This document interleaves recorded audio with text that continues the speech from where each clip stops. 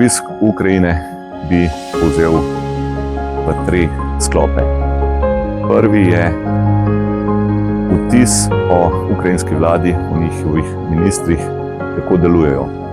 Izjemno enotno in operativno, točno vedo, kaj želijo, zelo dobro poznajo Slovenijo in zelo dobro vedo, kaj lahko in kje so tiste priložnosti, ki jih ponujajo Sloveniji. Drugi sklop bi rekel, da se ravno na te konkretne priložnosti. Govorili smo o konkretnih projektih, o konkretnih področjih, kjer vidijo priložnost za sodelovanje z Slovenijo, ali je to na političnem področju, ali je to na institucionalnem ali na gospodarskem področju. Torej, izjemno veliko priložnosti, ki jih Ukrajina ponuja ta trenutek. Tretja stvar je pa seveda ta žalosten ali pa čustven del obiska Ukrajine.